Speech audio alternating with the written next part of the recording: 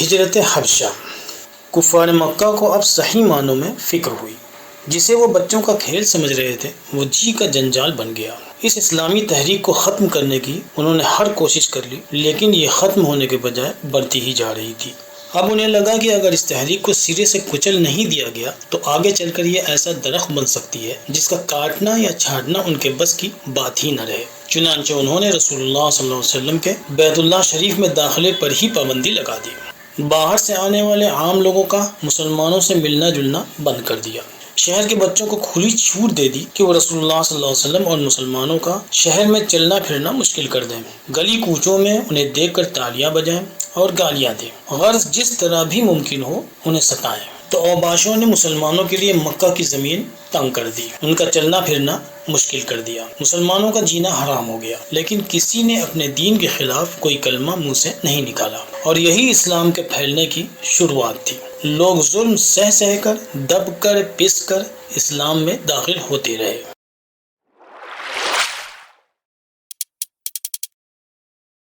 اور پھر جب مسلمانوں کے لیے مکہ میں جینا ہی محال ہو گیا تو آپ صلی اللہ علیہ وسلم نے لوگوں کو اجازت دے دی کہ وہ چاہیں تو حبشہ کی طرف ہجرت کر جائیں، جہاں ایک عیسائی بادشاہ نجاشی کی حکومت تھی، اور وہاں مسلمانوں کو کسی قسم کا خطرہ نہیں تھا۔ چنانچہ نبوت کے 5ویں سال رجب کے مہینے میں 11 مردوں اور 4 عورتوں نے اللہ کے نام پر اپنا گھر بار چھوڑنے کا فیصلہ کر لیا اور حبشہ کی طرف روانہ ہو گئے۔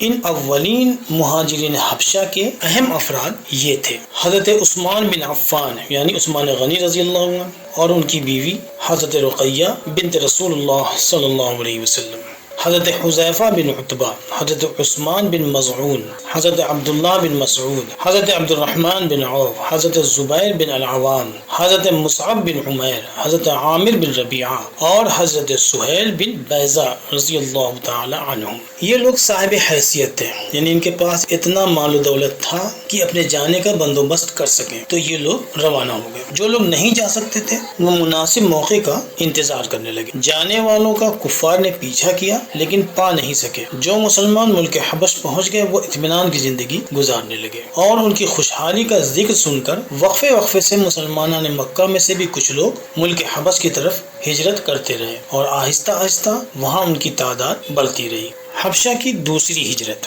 پہلی ہجرت کے چند مہینوں بعد مسلمانوں کو ملک حبش میں اطلاع ملی کہ قریش مکہ مسلمان ہو گئے ہیں، یا کفار مکہ کا مسلمانوں سے سمجھوتا ہو گیا ہے۔ اس خبر کو سن کر بہت سے مسلمان واپسی کے ارادے سے حبشہ سے مکہ کی طرف نکل پڑے، لیکن بہت سو نے خبر کے صحیح یا غلط ہونے کا انتظار کیا۔ جو لوگ مکہ کے لیے روانہ ہو گئے تھے انہیں مکہ کے قریب پہنچ کر معلوم ہوا کہ انہیں غلط خبر دی گئی تھی، اور انہیں گمراہ کرنے کے لیے کسی نے یہ افواہ اڑائی تھی کہ قریش مسلمان ہو گئے ہیں، اس لیے زیادہ تر لوگ راستے سے ہی واپس ہو گئے۔ لیکن بعض نے کسی طاقتور قریشی کی ضمانت لے کر مکہ میں داخلہ حاصل کر لیا، اور مکہ کے اندر شہر میں پہنچ کر وہ یہاں سے اپنے دوسرے بہت سے بھائیوں کو اپنے ساتھ حبشہ لے گئے۔ یہی حبشہ کی دوسری ہجرت کہلائی۔ اس ہجرت کے بعد حبشہ میں مسلمانوں کی تعداد 100 کے آس پاس پہنچ گئی۔ جب مسلمانوں نے اپنے لیے ایک محفوظ پناہ گاہ ڈھونڈ لی اور یکسو ہو کر اپنے رب کی عبادت میں لگ گئے تو اب کفار مکہ کو بے چینی شروع ہوئی کہ ان کے ساتھی مسلمان ہو کر حبشہ چلے جاتے ہیں اور اطمینان سے زندگی گزارتے ہیں۔ اس طرح نہ تو ان کے پاس مسلمانوں کو تکلیف پہنچانے کا کوئی راستہ بچتا ہے، اور نہ ہی وہ انہیں واپس کفر کی راہ پر چلانے کے لیے سعی کر سکتے ہیں، یعنی کوشش کر سکتے ہیں۔ تو انہوں نے نہ صرف یہ کیا کہ مکہ میں رہ جانے والے مسلمانوں پر مظالم بڑھا دیے، بلکہ حبشہ کو ہجرت کر جانے والے مسلمانوں کو واپس بلانے کے لیے اپنے سفیروں کو شاہ حبش نجاشی کے پاس بھیجا۔ عبداللہ بن ربیعہ اور عمرو بن العاص قریش کے 2 معزز سفیر انتہائی قیمتی تحفوں کے ساتھ شاہ نجاشی کے دربار میں پہنچے۔ قریش مکہ اور شاہ نجاشی کے درمیان کاروباری سمجھوتا پہلے سے تھا، اور تحفے تحائف کے ذریعے مزید انہیں اپنا ہمنوا بنا کر قریشی سفیروں نے شاہ نجاشی سے کہا کہ ہمارے کچھ غلام باغی ہو کر آپ کے ملک میں آ گئے ہیں اور اپنے باپ دادا کا مذہب چھوڑ کر کوئی نیا دین بنا لیا ہے، اس لیے ہم چاہتے ہیں کہ آپ انہیں ہمارے حوالے کر دیں۔ شاہ کے درباری چونکہ تحفے تحائف کی چونکا چون میں ڈوب چکے تھے، اس لیے انہوں نے اس مطالبے میں کفار مکہ کے سفیروں کی حمایت کی، لیکن شاہ نجاشی جلد بازی میں فیصلہ کرنے والے لوگوں میں سے نہیں تھا۔ وہ ایک سمجھدار انسان تھا۔ اس نے سفیروں کی بات سن کر کہا، میں تمہارے الزامات کی تحقیق کر لوں پھر کوئی جواب دوں گا۔ حضرت جعفر بن ابی طالب رضی اللہ عنہ کی دانشمندانہ تقریر۔ شاہ نے مسلمانوں کو اپنے دربار میں بلوایا اور پوچھا کہ وہ کون سا مذہب ہے جو تم لوگوں نے اختیار کیا ہے۔ مسلمانوں کی طرف سے حضرت جعفر بن ابو طالب رضی اللہ عنہ کھڑے ہوئے اور بولے، اے بادشاہ، ہم لوگ جاہل تھے، بت پرست تھے، مردہ خور تھے، بدکار تھے، قطع رحمی یعنی رشتوں کو توڑنے والے تھے، اور پڑوسیوں سے بدسلوکی کرتے تھے۔ ہمیں جو طاقتور ہوتا تھا وہ کمزور کا حق دبا لیتا تھا، یہاں تک کہ حق تعالیٰ نے ہمیں ایک رسول بھیجا جس کے حسب نسب اور صدق و امانت سے ہم سب خوب واقف تھے۔ اس نے ہم سب کو موحد بنایا یعنی ایک اللہ کا ماننے والا، اور بت پرستی سے روک دیا۔ راست گفتاری یعنی ٹھیک بات کہنے، امانت اور صلہ رحمی کرنے کا حکم دیا۔ پڑوسیوں کے ساتھ اچھا برتاؤ کرنے کی تعلیم دی۔ بدکاری، جھوٹ بولنے اور یتیموں کا مال کھانے سے منع کیا۔ قتل و غارت گری سے باز رکھا اور عبادت الہی کا حکم دیا۔ ہم اس رسول پر ایمان لے آئے اور اس کی فرمانبرداری کی، اس لیے ہماری قوم ہم سے ناراض ہو گئی، ہم کو طرح طرح کی اذیتیں پہنچانی شروع کر دی، یہاں تک کہ ہم مجبور ہو کر اپنے وطن سے نکل آئے اور آپ کے ملک میں پناہ گزین ہوئے۔ ہم کو یقین ہے کہ آپ کے ملک میں ہم کو ستایا نہ جائے گا۔ حضرت جعفر رضی اللہ عنہ کی اس جامع تقریر کا بادشاہ پر یہ اثر ہوا کہ اس نے حضرت جعفر رضی اللہ عنہ سے فرمائش کی کہ تمہارے رسول پر خدا کا جو کلام اترا ہے اس میں سے کچھ سناؤ۔ حضرت جعفر رضی اللہ عنہ نے سورہ مریم کی تلاوت شروع کر دی۔ کلام اللہ کا سننا تھا کہ بادشاہ اور اس کے درباریوں پر رونا طاری ہو گیا، سب کی آنکھوں میں آنسو بھر آئے۔ سورہ مریم کی ابتدائی چند آیات سننے کے بعد ہی بادشاہ کہنے لگا، اس کلام میں وہی رنگ ہے جو حضرت موسیٰ علیہ السلام کی توریت میں تھا، دونوں ایک ہی کلام معلوم ہوتے ہیں۔ بادشاہ کی بات پر کفار کے سفیروں نے کہا کہ یہ لوگ حضرت عیسیٰ علیہ السلام کی بھی مخالفت کرتے ہیں۔ منشا یہی تھا کہ بادشاہ کو مسلمانوں کے خلاف بھڑکانے کا کوئی موقع ہاتھ سے جانے نہ دیا جائے، لیکن جہاں اصحاب رسول ہوں وہاں لفاظی کا کام آنا مشکل تھا۔ حضرت جعفر رضی اللہ عنہ نے فوراً کہا، ہرگز نہیں، هو عبد اللہ ورسولہ وکلمۃ القاها الی مریم وروح منہ، یعنی وہ اللہ کے بندے اور اس کے رسول ہیں اور اللہ کا کلمہ ہے جسے مریم علیہ السلام کی طرف بھیجا گیا فرشتے کے ذریعے۔ یہ سن کر نجاشی نے کہا، تمہارا عقیدہ بالکل صحیح ہے، انجیل بھی یہی کہتی ہے۔ پھر اس نے کفار کے سفیروں سے کہا، میں ہرگز ان لوگوں کو تمہارے حوالے نہیں کروں گا، کہہ کر کفار کے ایلچیوں کے تحفے واپس کر دیے اور ان کو ناکام و نامراد واپس لوٹا دیا۔ تحفے لوٹا دینا ایک ذلت آمیز حرکت سمجھی جاتی ہے اور جس درجے کی محفل ہو اسی درجے کی تذلیل بھی ہوتی ہے۔ چنانچہ شاہ نجاشی کے دربار میں کفار کی اسی درجے کی رسوائی ہوئی جس درجے کی عزت افزائی کی وہ امید کر رہے تھے، اور یہ کمال حضرت جعفر رضی اللہ عنہ کی فصیح بلیغ تقریر کا تھا۔ حضرت امیر حمزہ رضی اللہ عنہ کا اسلام۔ شاہ نجاشی کے دربار میں بے عزتی کے بعد اب کفار مکہ کی سمجھ میں نہیں آ رہا تھا کہ انہیں محمد رسول اللہ صلی اللہ علیہ وسلم کی تحریک اور خود ان سے پیچھا چھڑانے کے لیے کیا کرنا چاہیے۔ تو ان لوگوں نے ایسی حرکتیں شروع کر دی جس سے ان کفار کی دیوانگی تو ظاہر ہوتی ہی تھی، بلکہ ان سے خود ان کی جماعت کو زیادہ نقصان پہنچنے لگا۔ ایسی ہی ایک حرکت شاطروں کے سرغنہ ابو جہل سے ہوئی۔ اس نے آپ صلی اللہ علیہ وسلم کو کوہ صفا کے دامن میں تنہا بیٹھا ہوا پا کر برا بھلا کہنا شروع کر دیا۔ آپ صلی اللہ علیہ وسلم نے اپنے منصب کے عین مطابق اس کی بےہودگی پر کسی قسم کا رد عمل ظاہر نہیں فرمایا۔ اس پر وہ بدبخت کھسیا گیا اور پتھر اٹھا کر آپ صلی اللہ علیہ وسلم پر دے مارا۔ آپ صلی اللہ علیہ وسلم زخمی ہو گئے اور خون آلود بھی ہو گئے۔ پھر بھی آپ صلی اللہ علیہ وسلم نے ابو جہل کے جہل کا کوئی جواب نہیں دیا اور خاموشی سے گھر کو تشریف لے آئے۔ ابو جہل وہاں سے ہٹ کر خانہ کعبہ کے صحن میں آ بیٹھا۔ اس وقت کے رواج کے مطابق لوگ صحن کعبہ کو اڈے بازی کے لیے بھی استعمال کیا کرتے تھے۔ اس وقت بھی کچھ لوگ وہاں بیٹھے ہوئے تھے جن میں ابو جہل بھی شامل ہو گیا۔ دوسری طرف رسول اللہ صلی اللہ علیہ وسلم کے چچا اور رضاعی بھائی یعنی دو شریکی بھائی امیر حمزہ اپنے معمول کے مطابق شکار سے لوٹ رہے تھے اور ارادہ تھا کہ روز کی طرح گھر جانے سے پہلے خانہ کعبہ کا طواف کریں گے کہ راستے میں ان کی لونڈی ملی اور اس نے امیر حمزہ کو رسول اللہ صلی اللہ علیہ وسلم کے ساتھ ابو جہل کی زیادتی کا پورا واقعہ تفصیل سے سنا دیا جو اس نے دیکھ لیا تھا۔ گو امیر حمزہ ابھی تک مسلمان نہیں ہوئے تھے لیکن رسول اللہ صلی اللہ علیہ وسلم سے بے پناہ محبت رکھتے تھے۔ ابو جہل کی بدسلوکی کا واقعہ سن کر ان کا خون کھول اٹھا وہ مکہ کے مشہور پہلوان اور بڑے جانبازوں میں شمار ہوتے تھے۔ لونڈی کے منہ سے پوری داستان سننے کے بعد سیدھے بیت اللہ شریف پہنچے اور معمول کے مطابق پہلے خانہ کعبہ کا طواف کیا، پھر اس مجمع کی طرف آئے جس میں ابو جہل بیٹھا ہوا تھا، اور آتے ہی ابو جہل کے سر پر اس زور سے کمان ماری کہ اس کا سر پھٹ گیا اور خون بہنے لگا۔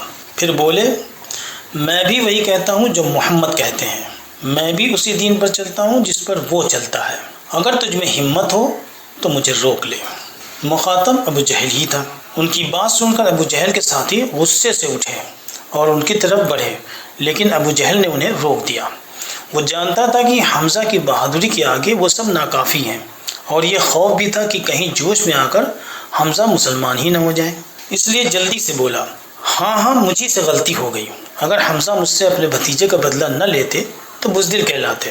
حمزہ اسے وہیں چھوڑ کر رسول اللہ صلی اللہ علیہ وسلم کے پاس پہنچے اور کہا، بھتیجے خوش ہو جاؤ، میں نے ابو جہل سے تمہارا بدلہ لے لیا۔ ان کی بات سن کر جناب نبی کریم صلی اللہ علیہ وسلم نے فرمایا، چچا میں ایسی باتوں سے خوش نہیں ہوا کرتا، ہاں اگر آپ مسلمان ہو جائیں تو مجھے بڑی خوشی ہوگی۔ یہ سن کر امیر حمزہ نے اسی وقت اسلام قبول کر لیا، اور حضرت امیر حمزہ رضی اللہ عنہ کے اسلام میں داخل ہونے سے کفار کی جماعت پر جیسے قدغن لگ گئی۔ رسول اللہ صلی اللہ علیہ وسلم کے خلاف جو لوگ شیر ہو رہے تھے، اب ان میں وہ حوصلہ باقی نہ رہا، اور آپ صلی اللہ علیہ وسلم سے کسی قسم کی گستاخی سے پہلے انہیں سوچنا پڑتا۔ حضرت عمر بن خطاب رضی اللہ عنہ کا اسلام۔ اسی سال ایک اور اہم واقعہ پیش آیا۔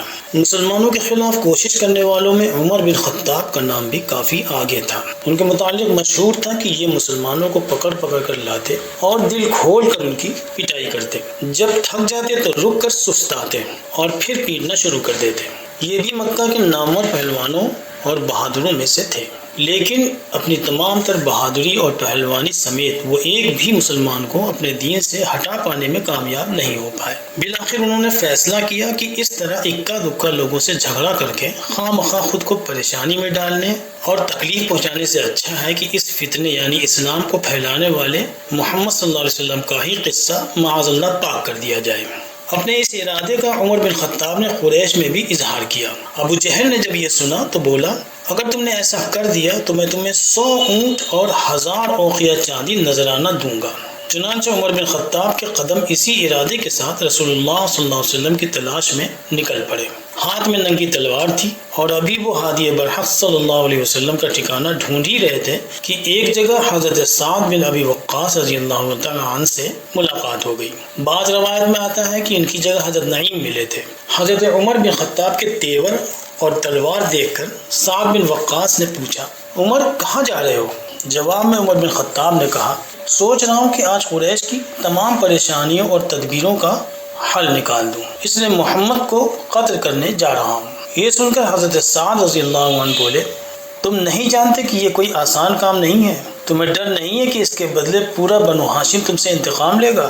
ان کی بات پر عمر بن خطاب نے کہا، جب تک میرے ہاتھ میں تلوار ہے مجھے کسی بات کا خوف نہیں، لیکن لگتا ہے کہ تم بھی اسی کے حمایتی ہو، آؤ پہلے تم ہی سے نمٹ لوں۔ عمر بن خطاب کی بات پر حضرت سعد بن وقاص رضی اللہ عنہ بولے، مجھے اور محمد صلی اللہ علیہ وسلم کو بعد میں قتل کرنا، پہلے اپنے گھر کی خبر لو، تمہاری بہن مسلمان ہو چکی ہے اور اسلام تمہارے گھر میں داخل ہو چکا ہے۔ سعد بن وقاص رضی اللہ عنہ نے چبھونے والے انداز میں کہا، اور اس حیرت ناک خبر نے عمر بن خطاب کے جیسے پیروں تلے زمین نکل گئی۔ وہ حضرت سعد بن وقاص رضی اللہ عنہ کو وہیں چھوڑ کر بہن کے گھر کی طرف لپکے۔ محمد رسول اللہ صلی اللہ علیہ وسلم کی طرف برے ارادے سے بڑھائے گئے قدموں کو پیچھے کھینچ لینے کا مطلب تھا برائی یعنی کفر کی طرف سے قدموں کا کھینچ لیا جانا، اور مومن بہن کی طرف لپکنے والے قدموں کا مطلب تھا نیکی یعنی اسلام کی طرف بڑھنے والے قدم۔ چنانچہ ایسا ہی ہوا۔ جب عمر اپنی بہن فاطمہ کے گھر کے قریب پہنچے تو باہر سے کلام اللہ کی آواز سنائی دی۔ قلب پر پہلی دبش اسی آواز کی ہوئی، وہ ارادہ نہیں بدلا لیکن رعب قائم ہو گیا۔ اندر حضرت خباب بن الارت رضی اللہ عنہ، عمر بن خطاب کی بہن حضرت فاطمہ جو کہ فاطمہ زہرا کے علاوہ تھیں، اور عمر کے بہنوئی حضرت سعید بن زید رضی اللہ عنہ کو کلام الہی کی تعلیم دے رہے تھے۔ عمر بن خطاب کے آنے کی آہٹ ہوئی تو حضرت خباب تو فوراً ہی گھر کے کسی کونے میں چھپ گئے اور کلام پاک کے اوراق بھی چھپا لیے کہ کہیں ان کی بے حرمتی نہ ہو۔ عمر بن خطاب کا سامنا بہن اور بہنوئی سے ہوا۔ انہوں نے بہنوئی سے پوچھا کہ تم کیا پڑھ رہے تھے، اور ان کا جواب سنے بغیر ہی انہیں زمین پر پٹک کر پیٹنا شروع کر دیا۔ بہن جلدی سے شوہر کو چھڑانے آگے بڑھی تو مسلمانوں کا خون پی جانے کا ارادہ رکھنے والے عمر بن خطاب کا ہاتھ اپنی بہن پر بھی چل گیا۔ کہاں مکہ کا مشہور پہلوان اور کہاں ایک نازک عورت، عمر کے حملے میں بہن لہو لہان ہو گئی۔ بہن کو چھوڑ کر عمر نے پھر بہنوں کی پٹائی شروع کر دی۔ جب بہن نے دیکھا کہ اب عمر قابو میں نہیں آنے والے تو آخر کار انہوں نے دلیری دکھائی اور بولی قد اسلم وتابعنا محمد افعل ما بدأ لك، یعنی ہاں ہم مسلمان ہو چکے اور محمد صلی اللہ علیہ وسلم کے فرما بردار بن چکے، اب تجھ سے جو ہو سکتا ہو کر لے۔ یہ کلمہ سن کر اور بہن کے تیور دیکھ کر عمر نے جو بہن کی طرف نظر اٹھائی تو اسے خون میں تر بتر پایا۔ کلام اللہ کی تلاوت نے گھر کے باہر جو روب ڈالا تھا، بہن کی دلیری نے اس کو ہوا دی کہ اس نئے کلام میں ایسا کیا ہے کہ ایک کمزور اور ناتواں ہستی اس سے یعنی عمر بن خطاب سے آنکھیں ملانے کی جرأت کر رہی ہے۔ کچھ بھائی کی محبت نے بھی جوش مارا اور اچانک غصے میں کمی آ گئی اور تھوڑے نرم لہجے میں بولے وہ کیا کلام تھا جو ابھی تم پڑھ رہے تھے، دکھاؤ مجھے۔ انداز چونکہ سنجیدہ تھا اس لیے بہن نے کچھ اور ہمت دکھائی اور کہا غسل کیے بغیر ہم وہ صحیفہ تمہیں پڑھنے کے لیے نہیں دے سکتے۔ اب عمر پوری طرح کلام اللہ کے زیر اثر آ چکے تھے۔ بہن کے کہنے پر غسل بھی کر لیا۔ پھر جو کلام پاک کی ان آیتوں پر نظر پڑی ہے جن کی تعلیم حضرت خباب رضی اللہ عنہ دے رہے تھے تو زبان بے اختیار پکار اٹھی، کیا شیریں کلام ہے، اس کا اثر میرے قلب تک جاتا ہے۔ یہ سننا تھا کہ حضرت خباب رضی اللہ عنہ جو چھپے ہوئے تھے باہر نکل آئے اور بولے عمر مبارک ہو، جناب محمد رسول اللہ صلی اللہ علیہ وسلم کی دعا تمہارے حق میں قبول ہو گئی۔ میں نے کل رسول پاک صلی اللہ علیہ وسلم کو یہ دعا مانگتے ہوئے دیکھا تھا کہ الہی عمر بن خطاب یا ابو جہل میں سے کسی ایک کو مسلمان کر دے۔ کہہ کر حضرت خباب رضی اللہ عنہ نے سورہ طٰہٰ کی تلاوت شروع کر دی۔ ادھر انہوں نے تلاوت شروع کی، ادھر حضرت عمر رضی اللہ عنہ نے رونا شروع کیا۔ کلام الہی نے اپنا کام پورا کیا اور دین کے حق میں ایسی طاقت کو لا کھڑا کیا جس کے سامنے قیصر و کسریٰ نے گھٹنے ٹیک دیے۔ نہ صرف گھٹنے ٹیکے بلکہ جس روز سے عمر نے کلمہ پڑھا باطل سرنگوں ہو گیا اور حق غالب آ گیا۔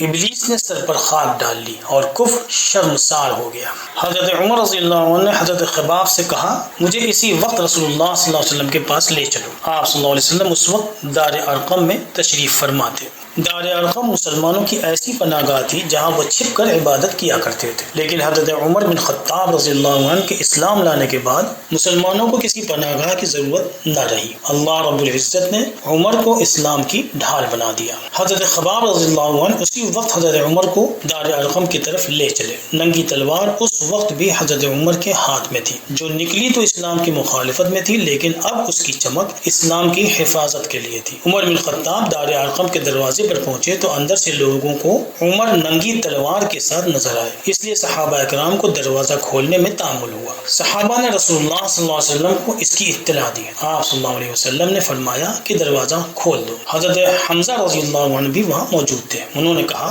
آنے دو، اگر نیک ارادہ ہے تو ٹھیک ہے ورنہ اسی کی تلوار سے اس کا سر اڑا دوں گا۔ صحابہ اکرام رضوان اللہ علیہ مجمعین نے دروازہ کھول دیا۔ حضرت عمر رضی اللہ عنہ اندر داخل ہوئے تو آپ صلی اللہ علیہ وسلم نے آگے بڑھ کر ان کا دامن پکڑا اور زور سے جھٹکا دے کر فرمایا عمر کیا تو باز نہ آئے گا؟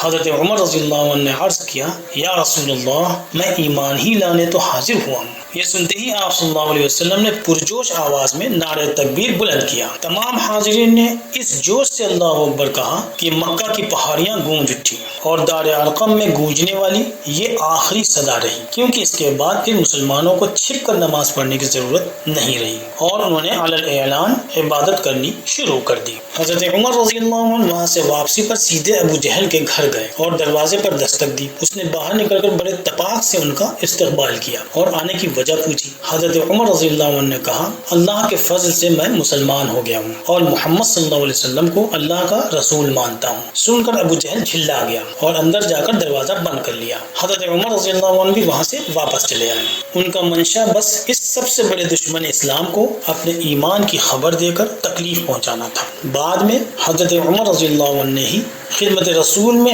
عرض کیا کہ اب مسلمانوں کو گھر میں چھپ کر نماز پڑھنے کی ضرورت نہیں بلکہ باقاعدہ خانہ کعبہ میں جا کر نماز ادا کرنی چاہیے۔ آپ صلی اللہ علیہ وسلم نے اس کی اجازت دے دی اور شروع میں کفار مکہ میں سے جس نے بھی مسلمانوں کو خانہ کعبہ میں عبادت کرنے سے روکنے کی کوشش کی، حضرت عمر رضی اللہ عنہ نے اس کا مقابلہ کیا اور ایک عمر کے سامنے پورا کفر بے بس تھا۔ چنانچہ مسلمانوں نے بے روک ٹوک خانہ کعبہ میں عبادت کرنی شروع کر دی۔ یہ چھٹی نبوی کے آخر کا واقعہ ہے جب حضرت عمر رضی اللہ عنہ اسلام لائے اور مسلمانوں کا اقبال بڑھا۔ اس وقت حضرت عمر رضی اللہ تعالیٰ عنہ کی عمر 33 سال تھی اور مکہ میں مسلمانوں کی تعداد حضرت عمر رضی اللہ عنہ کو ملا کر 40 ہو گئی۔ حبشہ میں مسلمانوں کی آبادی اس کے علاوہ تھی، یعنی اس وقت کل مسلمانوں کی تعداد کم و بیش 150 کے آس پاس تھی اور یہ چھٹی نبوی تھا، یعنی 616 عیسوی۔